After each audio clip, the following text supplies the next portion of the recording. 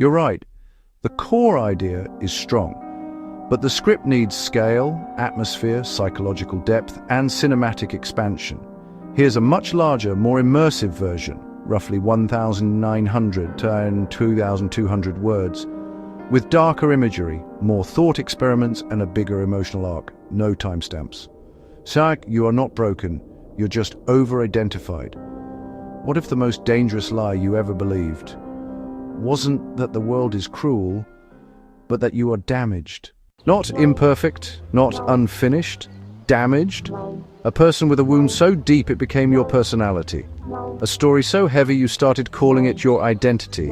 And what if I told you something that will offend the part of you that's trying to survive? What if I told you you are not broken, not even slightly?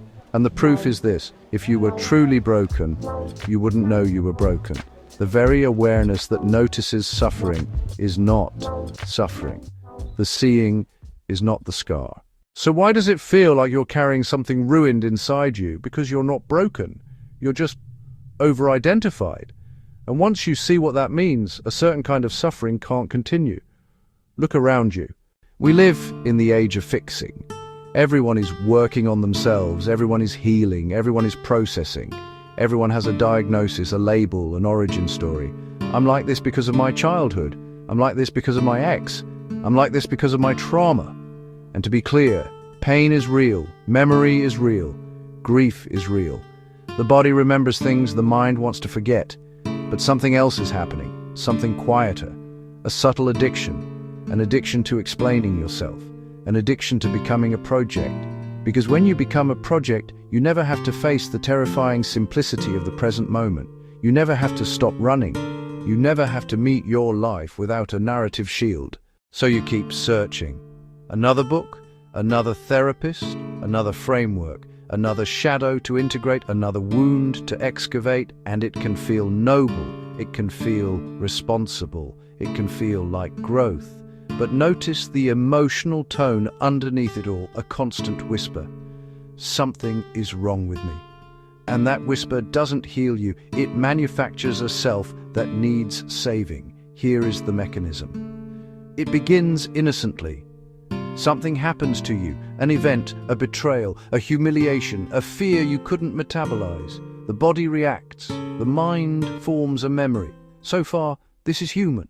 Then the narrator enters, the storyteller, that internal voice that says, this happened to me, and therefore this is who I am, and therefore this is what I can never be. This is the moment pain becomes identity. And identity is where suffering grows teeth. Pain is a sensation. Identity is a prison. Pain is weather.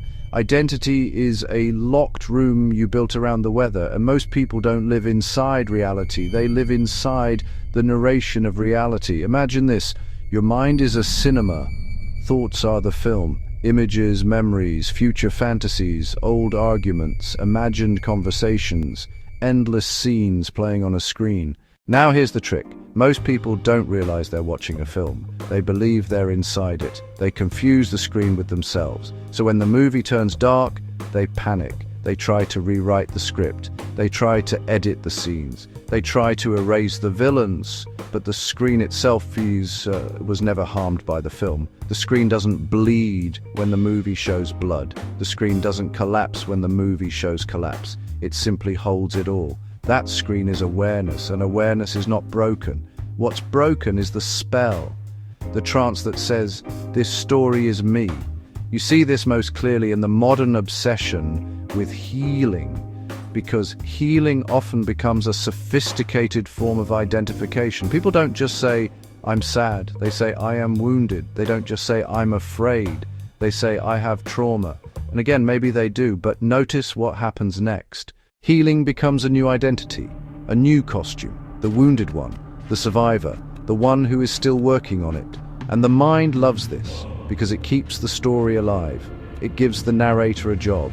It gives the ego a mission. It creates meaning, but it also creates a subtle violence. You start relating to yourself as a problem, a puzzle, a defect, a thing that must be repaired before you're allowed to live. And this postpones life indefinitely.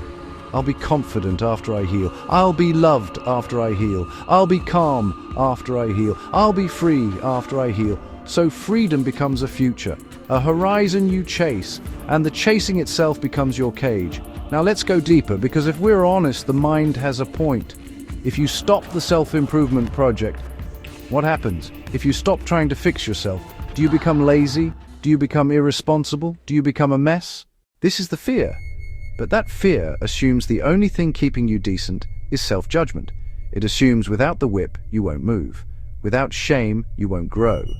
Without anxiety, you won't act. But look at the truth. Has shame made you free? Has the voice in your head that criticizes you ever created peace? Or has it created a life of constant inner management? A life where you monitor every emotion like a security guard? A life where you watch your own mind like it's a criminal? This is not healing.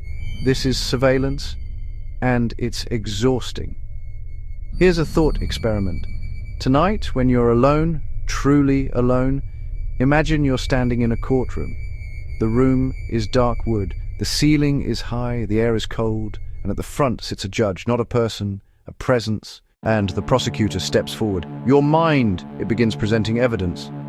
Exhibit A, the thing you did. Exhibit B, the thing you failed to do. Exhibit C, the person you disappointed. Exhibit D, the dream you never became.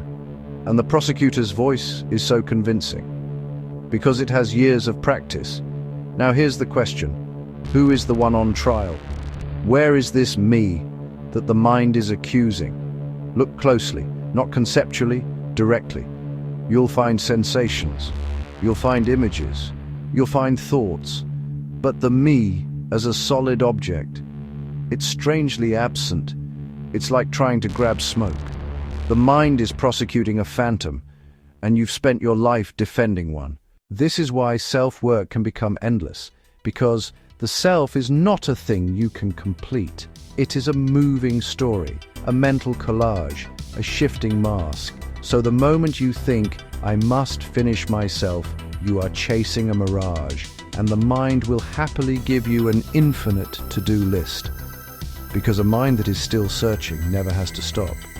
And a mind that never stops never has to face the silent background behind thought. That silent background is what spiritual traditions point to, not as a belief but as direct reality, not an idea, a noticing. Now I need to be careful here, because some people hear this and misunderstand. They think this is saying, your pain isn't real. No, your pain is real, but the interpretation of pain as identity, that is optional. A memory can exist without becoming a sentence you live inside. A scar can exist without becoming a prophecy. And here's what almost nobody tells you. Sometimes what you call trauma is not the event alone. It's the repeated re-entry into the event through thought. It's the mind reopening the wound daily to prove it exists. Not because you're weak, but because the mind believes, if I keep looking at it, I'll control it. That's the bargain. The mind says, let me keep the pain close. Let me keep it familiar, because familiarity feels safer than freedom. But freedom has no storyline. Freedom is unstructured, it's clean, and that terrifies the part of you that survives through identity. So what is the alternative? Do you stop thinking? No, that's not possible. And forcing silence is just another control strategy. The alternative is simpler, and that's why it's so hard. You stop believing every thought is you. You stop fusing with the narrator. You begin to notice thought as weather. You let it move, you let it pass, and you remain. Here's how you can taste this right now. A thought appears. Maybe it says, I'm behind in life. I should be different. I'm not enough. Don't argue with it. Don't fix it. Just ask one question. What is aware of this thought? And then pause. The mind will try to answer with another thought. Ignore the answer. Stay with the noticing. Because what you're looking for is not a concept. It's the raw fact of awareness. A silent, open presence that is already here before the sentence, I'm not enough, appears. That awareness doesn't need healing. It was never wounded. It is the space in which wounds are felt. Now let's bring this to the emotional core. Because this isn't an abstract philosophy, this is about the weight you carry. The weight of being someone who must perform, someone who must prove, someone who must be liked, someone who must be safe, someone who must not fail. This someone is always tense, because it is always threatened. It is threatened by rejection, by loss, by time, by uncertainty, by death. So it controls, it micromanages, it rehearses conversations before they happen. It replays mistakes long after they're over. And it calls all of this self-awareness, but it's not awareness, it's fear-wearing intelligence. Here's the turning point. If you can see that the self is a pattern, not a thing, then you can see something even more shocking. Your suffering is not proof of your brokenness. It is proof of your identification. Because suffering requires a center. It requires someone to whom this is happening. But when you look for that someone, the solidity begins to dissolve. And when solidity dissolves, suffering loses its anchor. It can still arise. A wave can still come. But it no longer becomes a permanent ocean. This is why some of the deepest teachings sound almost offensive, because they don't flatter the ego. They don't say, "You are broken but special." They say something colder and far more liberating. You are not what you think you are. And the you that is desperate to be healed is often the you that is manufactured by thought. So healing in the deepest sense is not adding something. It's subtracting a belief. The belief that your thoughts are your identity. The belief that your story is the truth. The belief that you must become someone else to be worthy of living now. And here is the paradox. When identification loosens, you don't become passive. You often become clearer, more direct, more honest, because you're no longer acting to protect an image. You start responding to life, not defending a character. You apologize when you're wrong without collapsing into shame. You act when you need to act without overthinking yourself into paralysis. You feel pain without constructing a cathedral around it. You love without bargaining. You stop asking, "How do I heal?" and start asking, "What am I?" before the mind speaks. And that question is not answered by a sentence. It's answered by silence, by presence, by the immediate experience of being. So when you catch yourself thinking, I'm broken, recognize what that is. Not a truth, a thought, a story, a hypnosis. And you don't have to fight it. You just have to see it as it is. A cloud. And you are the sky. You were never broken. You were simply convinced that your thoughts were a person. You were trained to grip identity so tightly that every emotion felt like evidence.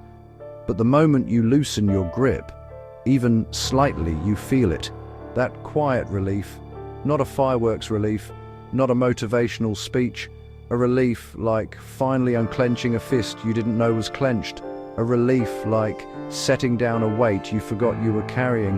And from that space, life doesn't become perfect, but it becomes real. And that is infinitely better. This is the Thought Alchemist. Thank you so much for watching.